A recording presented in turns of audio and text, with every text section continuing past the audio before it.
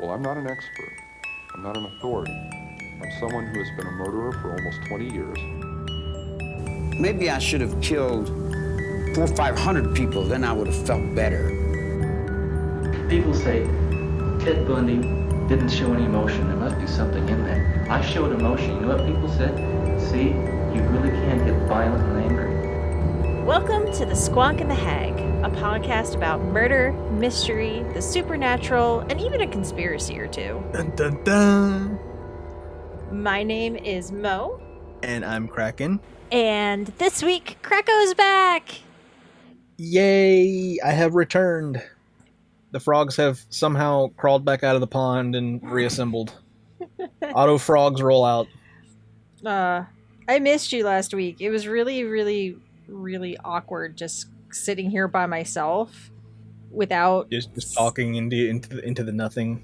Yeah, because there's no reaction. So, like, you know, I used to stream and you would have chat reacting, and you know, in the podcast I have you reacting, and then I was just sitting and here. The cats were just not cooperating.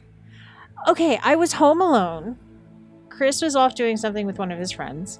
The cats were all downstairs, so I was literally in a room by myself staring at a screen, and I was like, this is I mean, even if they were in the room, I don't know if they would have given much input, so I don't know, marriage. You could try interviewing one of them. Did you have a nice trip? I did. I got lots of photos with my fancy new camera, getting that tested out for possible podcast usage in the future. Yay! Things to add to the website. That's awesome. Yeah, so I guess we could, let's chit chat a little bit more. You went to Raleigh, North Carolina, right? I did, yes. I went to see Blue October. They were opening for the Goo Goo Dolls for their summer tour. Ooh, how was it? It was nice. The venue was an outdoor place, the Red Hat Amphitheater. It's actually really nice. Nice. Well, I'm glad you had fun, even though you abandoned me. It's fine. It's fine. It's fine. It's fine. Abandoned, escaped, you know, words. All right, so anyway, yes, next week Krako will be having a story. It's going to be interesting as usual. But yes, this week, possibly a spooky one. Ooh, spooky. Well, we are rolling into spooky times. We are. Yeah, next week will be September, which is the pre-spooky month. These are real Krako hours.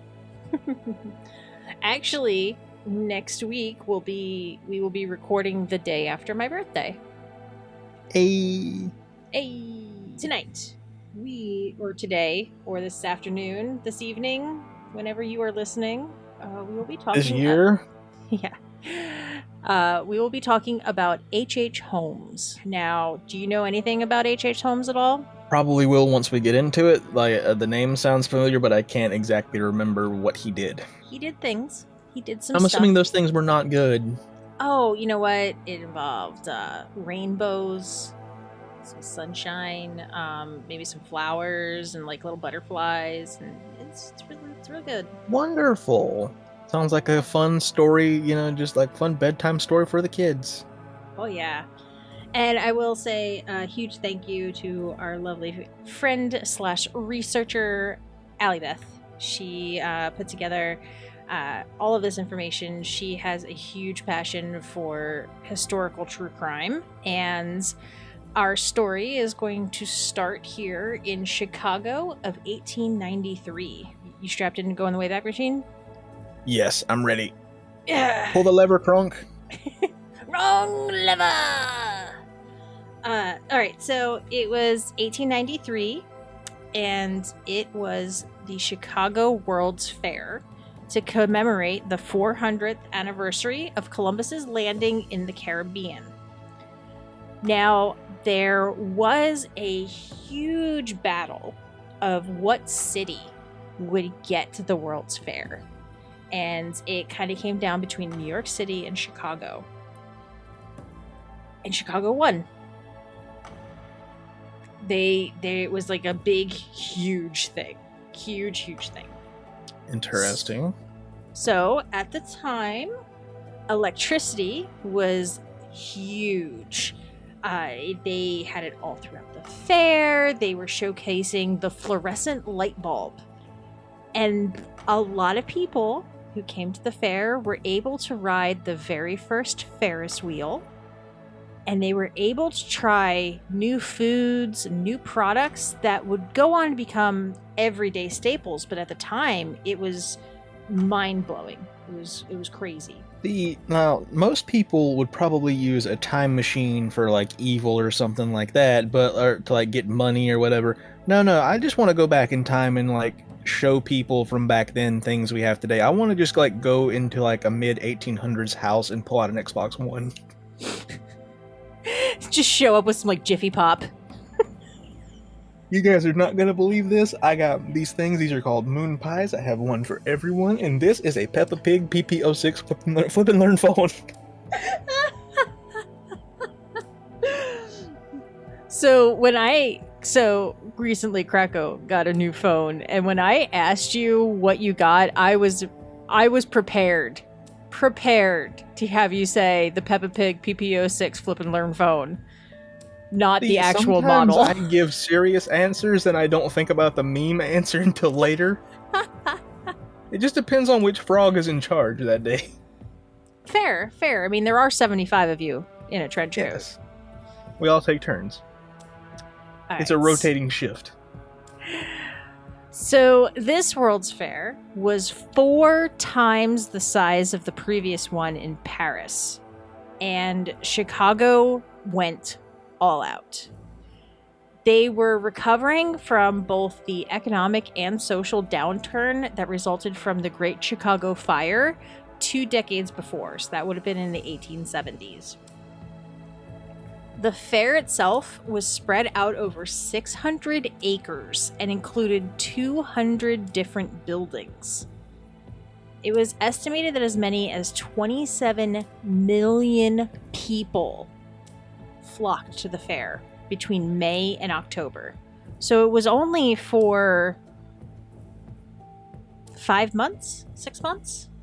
Because May is like 5, October is 10. So yeah, 5-6 months, 27 million people. And of course... That's a lot of people. Yeah, of course. Chicago took advantage of this to set up hotels, lodging. They were going to cash in on all of these tourists and travelers. Many, came and went with no issue. They just visited and left like a typical traveler. But there were some people who stayed at the castle on 63rd and Wallace, and they were rarely ever seen leaving. I feel like that's a bit of a problem. Yeah. The building was very unassuming. On the first floor was a drugstore, and then the second floor and third floor had lodgings and living spaces. But this building would soon become known by another name. The Murder Castle. And Lovely. its owner, Dr. Henry H. Holmes. We will go back to the beginning. And Herman Mudgett was born in Gilmantown, New Hampshire on May 16, 1861. He would later go by many other names, but Herman eventually would become known as H.H. Holmes. Young Holmes was raised in a very strict household, and he was often regarded as a really strange kid. He was bullied at school because of, quote-unquote, his odd demeanor. I don't know exactly what that means, but he acted weird, and he had really good grades. So, you know what's kind of scary is that I've heard many people describe me as that. Good grades, odd demeanor, just that weird kid over there in the corner. Same. I mean, who hasn't? Fair.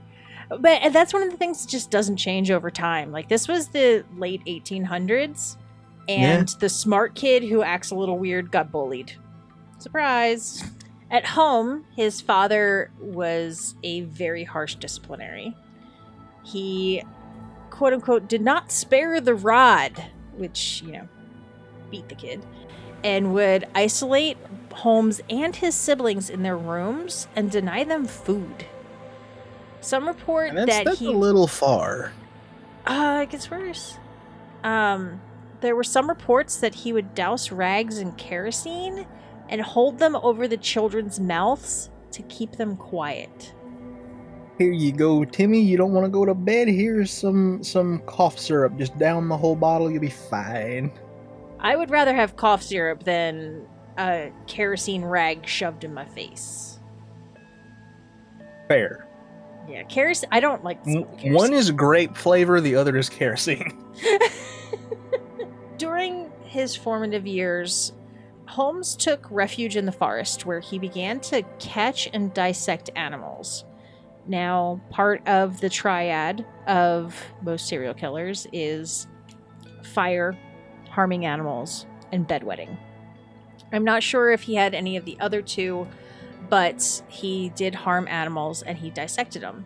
And then later in his confession, he shares the story of one time that helped him face his fear of death and sparked his interest in human anatomy.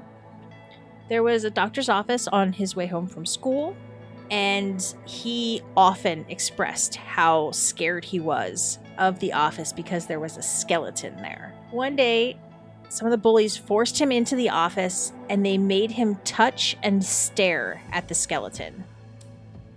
Initially, he was absolutely terrified, but the longer he stared, the more fascinated he became.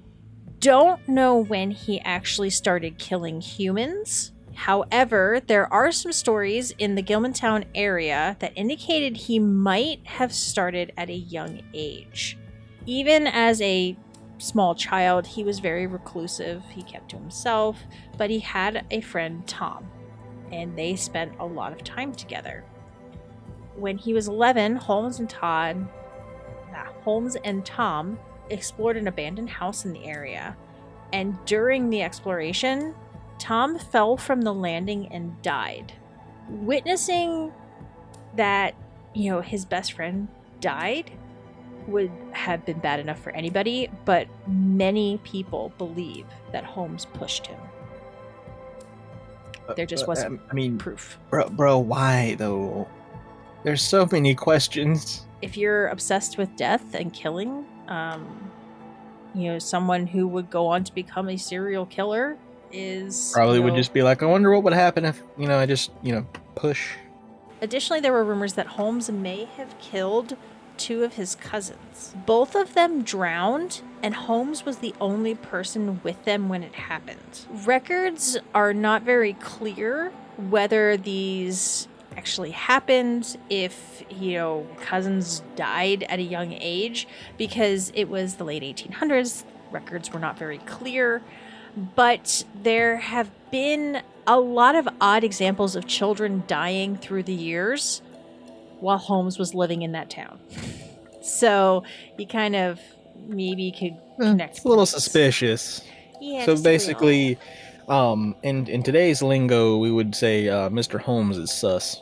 So on the show American Ripper, investigators found unusual child deaths listed without a specific cause of death. And most of these were accusations that were steeped in a lot of local folklore, but some of them believe that Holmes started murdering as a child. It just was never confessed, and it was never proven. Fast forward a little bit to 1878, and Holmes marries a woman named Clara Levering. He was 19 years old, so he was wrapping up his high school education, and he had aspirations to attend medical school so he could continue exploring human anatomy. Holmes and Clara had a son together, but Holmes was very, very distant. It's something that people attribute to the emotional distance that Holmes experienced from his father. It's more likely that Holmes married Clara for her money and didn't actually care about them. There's a lot of things wrong with this man. I don't think I needed to say that. It's kind of obvious at this point, but Yeah. Well, he was abused and bullied as a child. So when you already have a predisposition to be a divergent personality, I guess would be a word for it. He kind of like all he's known growing up, so he's kind Yeah. of used to it. It's like, this is normal. Yeah, so like being abused, being bullied doesn't make you a serial killer, but if you already have certain qualities and you add them all up and shake them in a bag, it ends badly for people. Especially back in a time when, you know, mental health wasn't cared for. People didn't understand it at all. So Holmes left his wife and child behind and went to a small medical college in Vermont. He used his wife's money throughout his education to pay for his tuition and expenses. However, he very rarely came home to see his wife, his child, and then eventually just completely ghosted her. History's first recorded event of ghosting. So then he enrolled in the larger University of Michigan Medical School, where they had lots of cadavers. The larger the medical school, the more access you will have to dead bodies. It was noted that while he was highly intelligent, he was a mediocre student. I know this actually is kind of a common phenomenon where you could be so smart that school bores you, that you just don't apply yourself because you don't care, even though you could very well excel. However, when it came to dissecting cadavers, guess who did a great job? Guess who got that gold star? Holmes was a good noodle. He was a good dissecting noodle. It's about the only good thing he was, possibly. Well, at the same time, he began his criminal career as a fraudster and a grave robber. Medical schools needed cadavers to teach surgery, anatomy, other procedures. Obviously, you can't know how to operate on someone without knowing where the bones and the musculature and the organs all are. However, many didn't like the use of dead bodies for these things, so there were a lot of measures in place that limited access to the bodies that could be used for medical science. Nowadays, it's a lot different. You can sign a form, you're an organ donor, or actually sign up to be part of different things like the body farm or whatever. But back then, it was a lot different. So, grave robbing became a very lucrative enterprise. Grave robbers would watch for new burials, dig them up, and sell them to medical schools. Evidence suggests that Holmes began grave robbing on the side to provide himself with cadavers to work on and to earn money, but he like massively denied this. He was like, no, I wouldn't do that. You know, I feel like someone would have noticed that, possibly. You know, you just out there, you know, working on, like, filling in the grave and everything, and it's just like, you see that group of people standing over there just, you know, eyeing this grave? Should we be concerned about that? No, I'm sure it's fine. See that guy in the tree with the binoculars? You see the guy down there hiding behind the tree poorly with the shovel? At the same time, he also started committing insurance fraud. Of course. Of course he did. Oh, he would take out insurance policies for fictitious people. And then he would take a cadaver that he grave robbed and disguise the body's identity somehow. Whether, I guess, you know, fire or, you know, hacking them up or whatever. And then claim that they were the insuree. He did this throughout his entire medical school career. And sometimes he brought others in on the scam. This is also when he started all of the different aliases.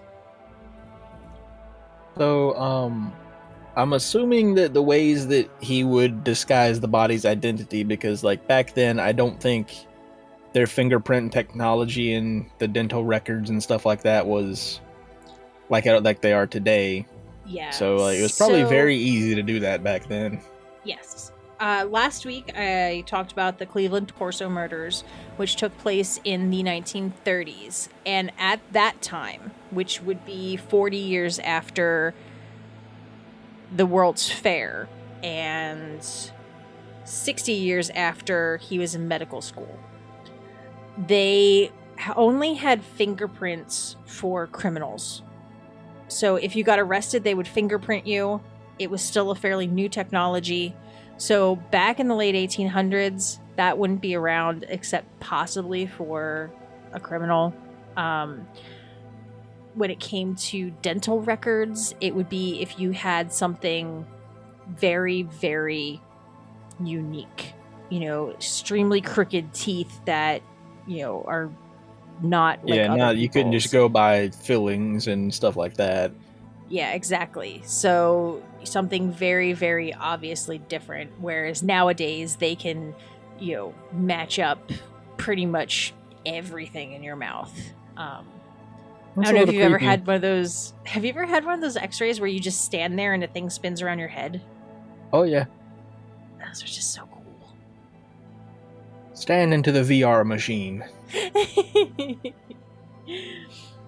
So in 1884, Holmes took and passed his exams and officially became a doctor. He moved to Chicago, and this is when he started going by the name Dr. Henry H. Holmes. Soon after arriving in Chicago, he started working at a drugstore as a pharmacist. And he soon took over the drugstore. There are theories that he killed the couple who owned the store and fraudulently, that was a mouthful, obtained property ownership. He continued to obtain properties all over the city through fraudulent means. So, like, the dude did insurance fraud with dead bodies. Like, I don't think it's like much harder to, you know, fraudulently obtain property. Yeah. So, yeah, he would take out loans for investments and then never pay them back. He was also a swindler. I like that word. It's a nice word. But he would use all these different aliases to just milk people for money. He would just take their money, take their money, take their money. It's not known if he stayed in Chicago this whole time. However, in 1889, he obtained an empty lot and began building his own drugstore and hotel, which would later become known as the Murder Castle. The building itself spanned an entire city block. So, for anybody who does not know, a standard city block is 1/10 of a mile. So this was a square tenth of a mile. This is oddly specific for a building that this man wanted. Oh, it gets weirder. So he bought the lot in 1889, and over the next few years, he started drawing up plans for originally a 2-story building, but then it expanded to 3 stories. He would hire crews to build for a bit of time and then just abruptly fire them and hire another team. And then this revolving door of workers kept anyone from realizing what was going on with this building.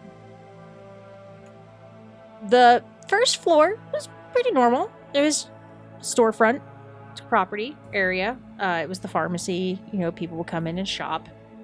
The second floor would eventually become the hotel. However, this is where things started to get strange. The hallways and the corridors were very maze-like. There were stairwells that led nowhere. There were rooms that had multiple doors, and some of them, like, you opened it up and it was a brick wall behind it. It was just a door there. That sounds like another story that we've got to research and talk about sometime. The Winchester Mystery House. Yeah. These Yeah. doors that don't go anywhere, stairs that don't go anywhere. But also, I'm curious, like, This is an entire city block. Like, did the entire city block, the lower floor, was that just still the pharmacy for the whole city block? How big was this pharmacy? It was storefronts, so I think it was a couple different stores, but mostly, like, originally it started out as a pharmacy. It could have been, like, I mean, imagine like a big CVS or I don't know about you. I don't think I've ever seen a CVS or a Walgreens that took up like a whole 1/10 of a mile city block. Have you ever been to New York City? No. I was in a CVS with an escalator. Fair.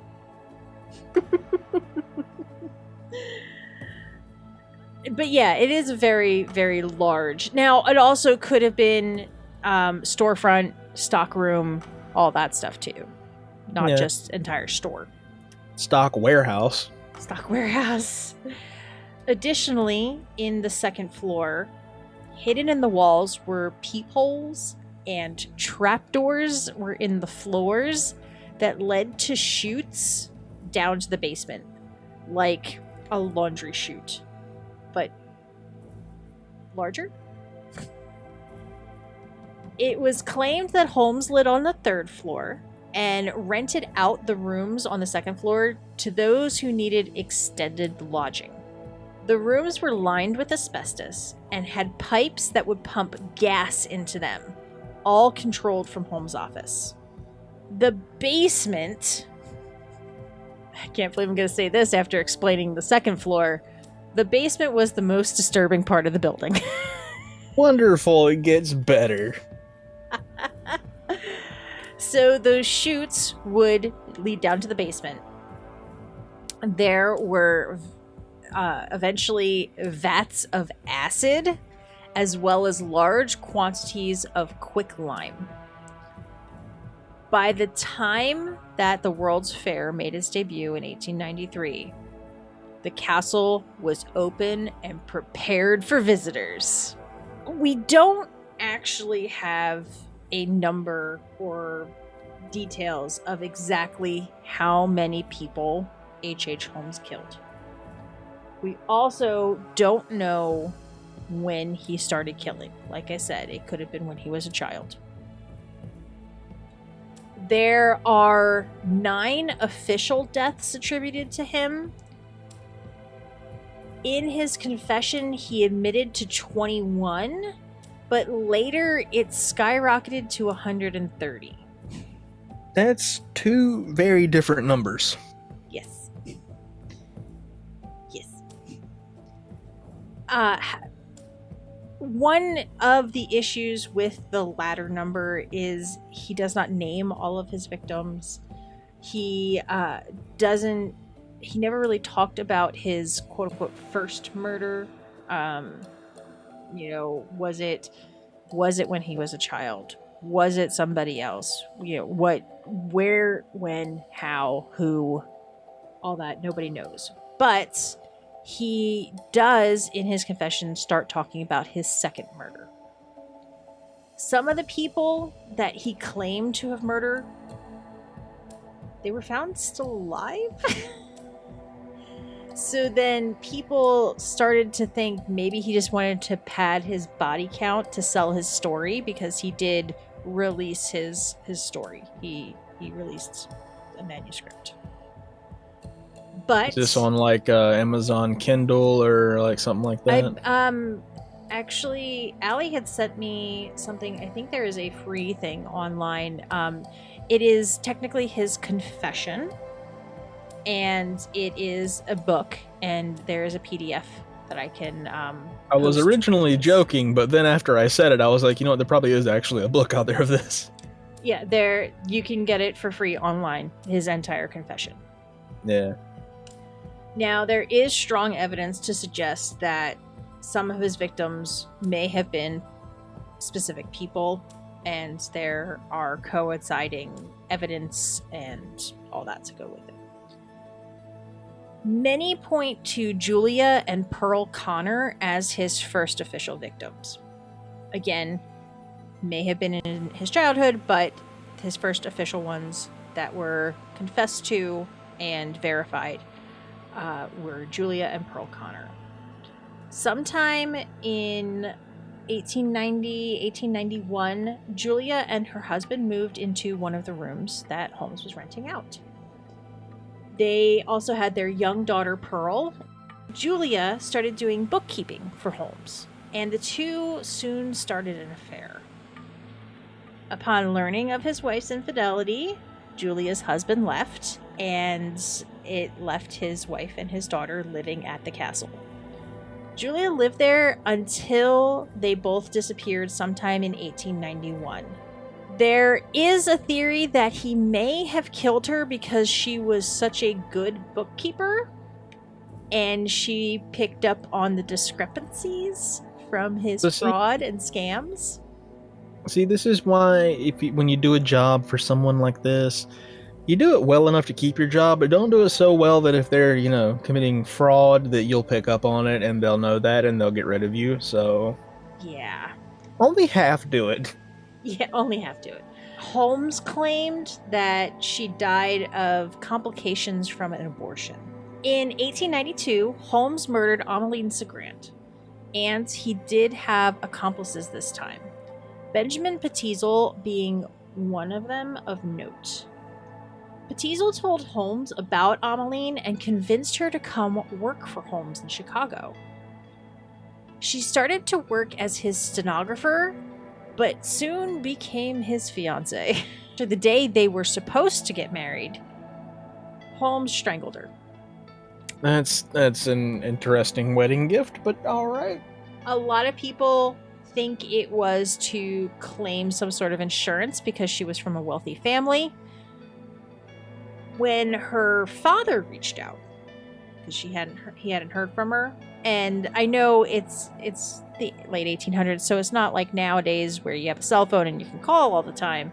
But he hadn't heard from her for a while, so he reaches out, and Holmes said that she left him for another man and was now Mrs. Phelps. Sure she did. Sure she did. Mm-hmm. He more or less admits to killing her in his confession, but it's inconsistent because he also claimed that she died of a botched abortion. So, man, you got to get your story straight. Like, it can't all be complications now. Like, you got to stick with your story. Yeah, so you got to get your story straight, because first she leaves him for another man. Turns out she was strangled. He had an accomplice, and yet she had a botched abortion that killed her. Touch on what you said earlier about him claiming he had killed like 130 people. Some of the people he named were actually alive. Can you imagine just like a police officer coming to your door and being like, "So you're this person, right?" And you're like, "Yes." "Well, this man claims to have murdered you, so we were just checking." I mean, I'd be happy that he didn't. You'd be happy that he didn't, but would you also be flattered that like he brought your name up? It's like, "Aw, he wanted to kill me." Oh, Yay. I was his type. Yeah, I don't think that's something you should be happy about now that I think about it. He did have another accomplice, which was a man named Quinlan, who was a caretaker and often helped Holmes with the disposal and cleanup after his escapades. It was said that the day after Emmeline was last seen, the two men were seen carrying out a very large trunk. Wonder what was inside. Probably, quote, Mrs. Phelps. Minnie and Nanny Williams came from Fort Worth, Texas to stay at the hotel.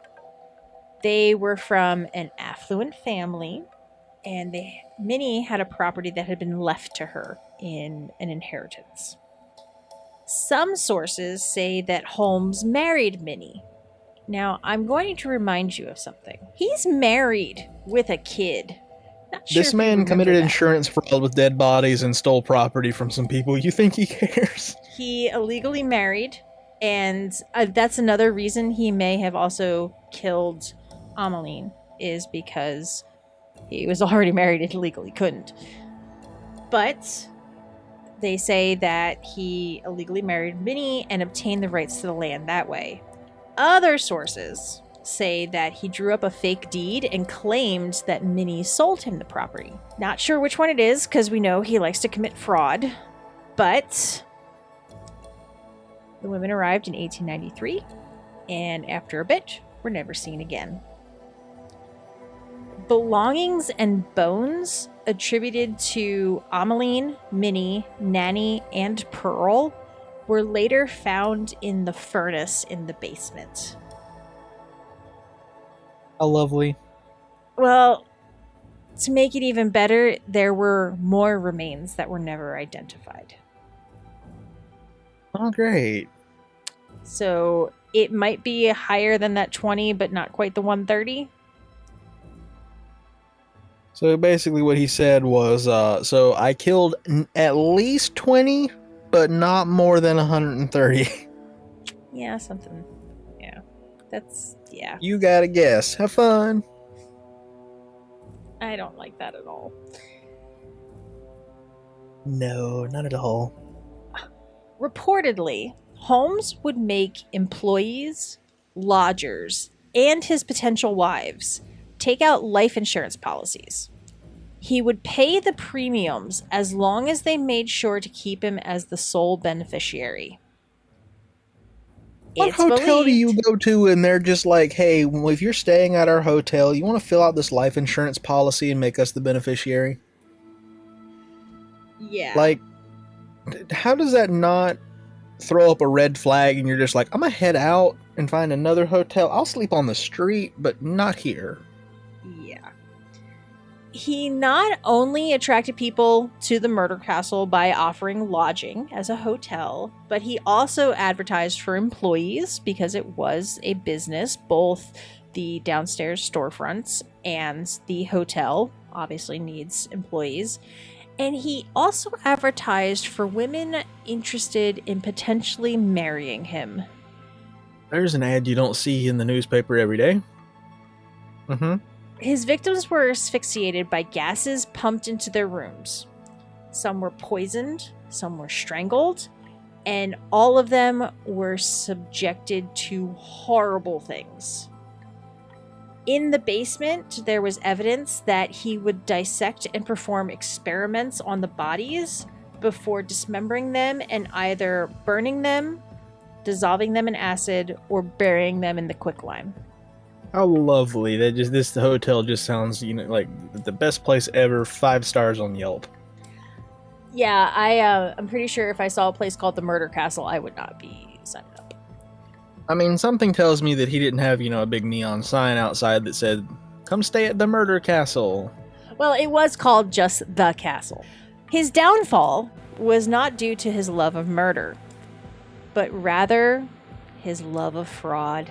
By the end of 1893, the creditors were closing in, and there was an astounding 60 different lawsuits filed against him by people who had been defrauded by Holmes. It's always something dumb that gets them caught, isn't it? He made a big mistake when he tried to burn the 3rd floor of the castle and make an insurance claim. The insurance company saw right through it and began looking even further into his dealings. He was arrested for insurance fraud but released. And that being said, he was not off the hook. He was just released. He knew that if they poked around the building too much, they would find out what he had been up to. So he took his business partner, Benjamin Petitzel, and the two of them went on the run. First, they went to Denver, where they continued committing fraud. Let's continue doing the thing that we got caught for in the first place and the reason that we are on the run. Let's keep doing that. Because it worked, Yeah. Holmes married Georgiana York in 1894, and then Petitzel and Holmes split up. Petitzel went to Fort Worth and set everything up for the land that Holmes had stolen from Minnie Williams. He also went to Philly, where he opened a fake patent office. I can't say that with a straight face. This man is built different, and not in the good way. Like, what? Yeah, and he started the process for another insurance scheme that the two of them had devised. All right, then. Yeah. Once Petitzel settled the land ownership in Fort Worth, Holmes and his new wife headed that way and made plans to build a home on the property. For Holmes, this was going to be the castle number 2. However, Holmes stole some horses and tried to sell them in St. Louis and got caught, which ruined his plans for his second murder castle. At what point do you just realize that you need to stop? Apparently never. So he was caught. Clearly. He was put in jail. And while in jail, he met a man named Marion Hedgepeth. He then let Hedgepeth in on the little life insurance scheme that he was running with Petizal. He tells him that when they go through with the plan, he would have part of the $10,000 if Hedgepeth could help him find a good attorney. Holmes got out of jail, joined Petizal in Philly, and then they moved forward with the plan. However, soon after getting to Philly, Holmes murders Petizal. Of course. It's so outlandish. Like this, it sounds like a movie. It really does. And apparently he had been planning that all along. There's a downside, or an issue, or a little problem. Benjamin's wife was aware of the insurance scheme. Holmes goes to Mrs. Petizal and tells her that her husband's fine, the plan is set into motion, and he convinces her to let him take 3 of their 5 children with him, under the ruse that he was going to take them to be with their father. He takes the kids to Toronto, where he murdered them, and it's thought that he intended to kill the entire family to hide his tracks, and those 3 were just the first step of the process. At this time... Also, yeah. I would like to just throw in here, because I was curious. This was in, 1894, right? Mm-hmm. I threw some numbers into a calculator, and the calculator doesn't go back all the way to the 1800s, but the furthest I can go back is 1990. If you had $10,000 in 1990, today you would have $22,668.40. Imagine what it was worth back then. Oh. Okay, never mind. Your calculator's better than mine. Fair enough. $350,000. Yeah, there you go. It's always interesting whenever they throw out dollar amounts. Like, I know it's a big difference. That's a lot more money back in that time than it is now. I'm just curious as to how much of a difference it is. It's a big one. A lot. So at this point in time, Hedgepeth has not heard from Holmes and realizes he's been duped. So he tells the authorities all about the insurance fraud plot. And with that, the authorities are back on his trail. They start to close in on Holmes. The Pinkerton detectives manage to find and arrest him in Boston in November of 1894. There was evidence suggesting that Holmes was planning to flee the country with his 3rd wife. So back in Chicago, the police searched the castle in July of 1895 concerning the fraud case and the Petizal murders, when the full extent of Holmes's treachery was revealed. The strange layout of the castle led them to search the basement. And that's where they found belongings and remains of at least 6 people. They could attribute some to the missing women, but since most of the remains were burned, there was no way to be entirely sure. Before the murders were publicly known about, Holmes was already being called the Archfiend in newspapers as they tracked the case of the fraud and the kidnapping. So when the media found out about the infamous murder castle, they went crazy. Holmes was brought to Philip. Can you imagine whenever the police were searching this place, they're like, I don't think these walls are supposed to have these pipes in them like this. Like, these aren't your regular everyday pipes. Something ain't right here.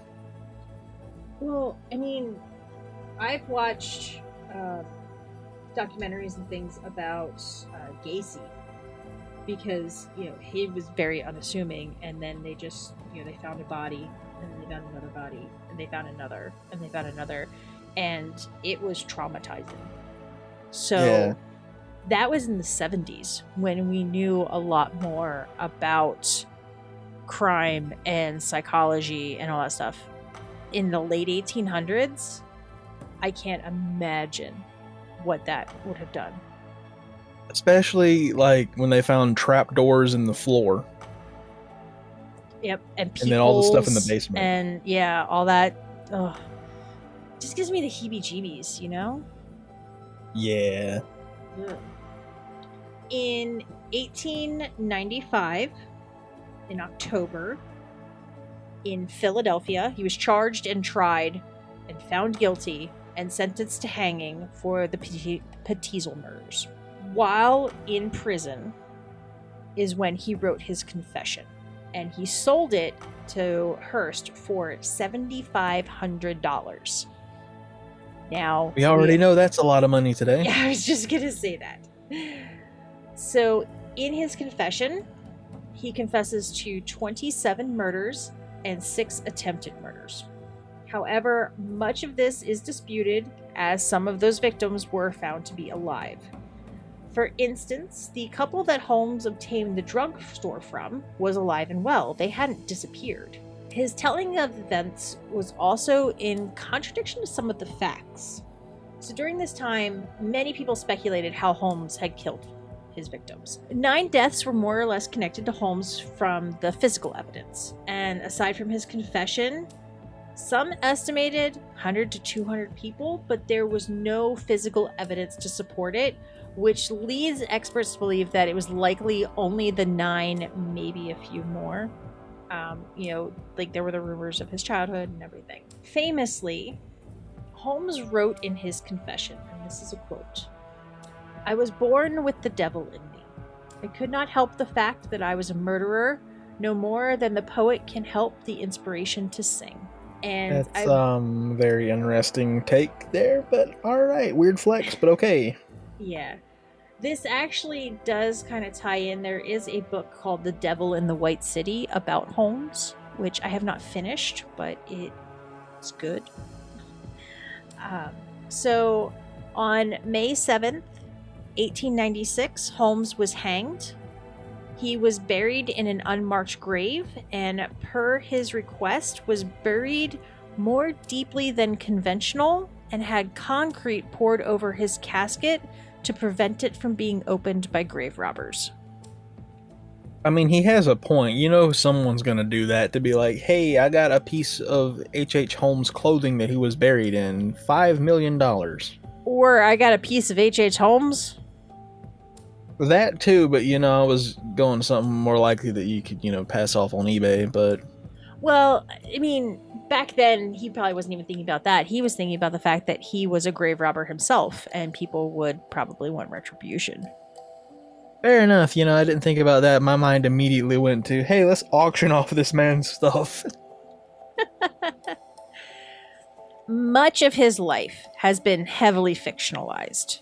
The case has become grander than it ever could have been. There is a lot that yellow journalism has added to this as well. There is no evidence that he killed hundreds of people. Additionally, the floor plans that are publicly known are possibly not even correct. They were made up by journalists to print the paper. They had some accounts of what it was like, and then they just kind of made a blueprint that wasn't Yeah, quite this real. is about right. It's close enough. For all we know, the murder castle could have been relatively normal, and they were just so focused on these laundry chutes that he used to drop the people down to the basement that it grew and grew and grew. And sounded more elaborate than it was. Yeah. So in reality, the 3rd floor was never finished, and it was primarily built on swindling more money from investors. As far as we know, no surviving blueprints to represent the actual layout of the building exist. There had been plans to open up his home as a tourist attraction. However, in August of 1895, it was burnt. through arson, and the building was later torn down for a post office in 1938. That's what I was gonna ask. If like it would have been interesting had they rebuilt it how it was originally laid out, just for the sake of like museum. Yeah. Or even if there were photographs or just some sort of something that you could see what the actual thing looked like. Yeah. Holmes was compared to the Benders, and later when Belle Gunness's crimes were revealed, she would be compared to H.H. Holmes. Many books and shows and movies have been made about his life, his crimes. There are tons of references to him, but a lot of them are reliant on the myths, not necessarily the reality. I do know there was it's actually one of my favorite episodes of Supernatural. There is a myth about Holmes that he managed to escape his execution by buying off the prison officials. That, however, was finally laid to rest in 2017 when Holmes' great-great-grandson had his body exhumed, and the body was confirmed to be H.H. Holmes. So he was hung and laid to rest in 1896. Now, this same grandson has a theory that Holmes may have been Jack the Ripper. I mean... So back then, they didn't document travel. They didn't document a lot the way they do now. So it is possible that he went to London and committed those murders while he was there. There is a series called American Ripper that is based on his search to prove that H.H. Holmes committed those murders, but it hasn't been proven or disproven. There's no physical evidence to prove it. It can't be confirmed that Holmes was ever in London in his lifetime. But it is a very compelling theory, and, the Ripper was very knowledgeable about anatomy. He was many of the things that Holmes was. However, Holmes never sliced and diced his victims in the States. So... Fair, yeah. I mean, I guess the timeline kind of would add up, so... The timeline would have added up. It's just there are discrepancies. Jack the Ripper went after sex workers, killed them out in the open. He did use knives and dissected his victims, whereas Holmes used people. He would, once he no longer had a use for them, he didn't need them anymore, he would just kill them and get rid of them. He did like to experiment on their bodies because he was fascinated with dissection and anatomy. But at the base of it, he was an exceedingly selfish man who had no empathy for others. And he made up these confessions that may or may not have been true. Some of them were proven to be false because the people were still alive. So what he actually did and what he actually paid for are, still kind of unknown and up in the air. That's interesting. Yeah. Not creepy at all. I think it's a fascinating story. It's an absolutely fascinating story, especially if you start digging into the myths and the theories and the whispers and the ghost stories. Fair enough. That was very interesting and totally not creepy at all, no. Cracker's gonna have trouble sleeping tonight. Nah, it's fine. This is fine. Don't worry about it. It's fine. So next week, like we said, will be a Krakow story. And I would like to maybe... Krakow, you can join me in this, but we do have merchandise available on the website, and each of us have gotten a piece. I got the vintage style sporty t-shirt with the stripes on the sleeve. Krakow got the normal premium tee. Mine is like the comfiest shirt I own now. Same. I love it. I put that on and I was like, yes, I like this shirt. I need more like this. It's very soft. Yeah, they're soft. I really like the quality of them. So if anybody wants to check it out, we have quite a bit up in the store. We can put a little link out for that.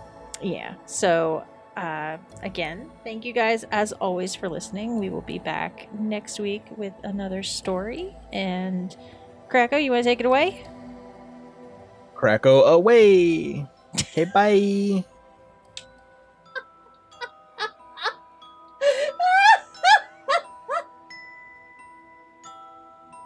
How was that?